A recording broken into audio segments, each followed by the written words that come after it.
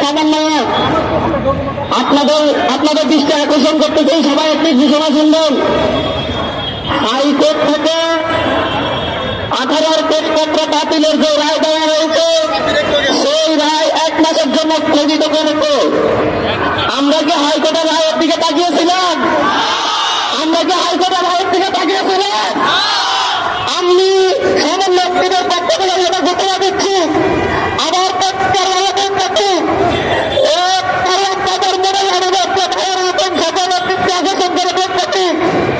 আমরা এক দফা দাবিতে আছি।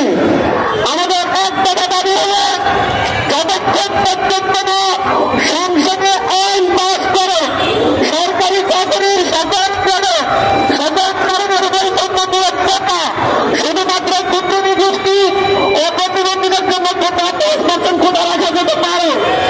এর বাইরে যত ধরনের কর্মী আছে সব পরিবর্তনকে বাতিল করে নতুন আইন পাস করতে হবে। সুতরাং আমরা আবার বলতেছি, আরেকবার রিপিট করতেছি, আমরা রাজপথে এক দফা দাবিতে আছি। আমাদের এক দফা দাবি হবে যতক্ষণ পর্যন্ত না সংসদে আইন পাস করে সরকারি চাকরির শেকড় করে আমার বন্ধু সরকারি চাকরির শেকড় করে সকল ধরনের বৈষম্য নিরক্ষতা বাতিল করে সংসদে আইন পাস না হবে ততক্ষণ পর্যন্ত বাংলাদেশের চাকরি রাজপথে আসবে।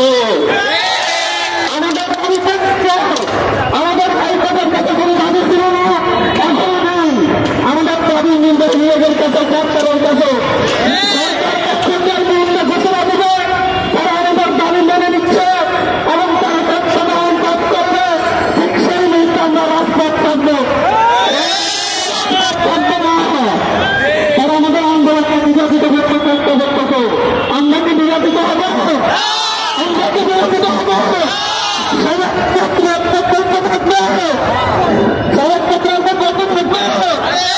সুতরাং বাজারের বাইরে বলব কোন মতেই রাস্তা করা যাবে না, কোন মতেই রাস্তা করা যাবে না। ধন্যবাদ।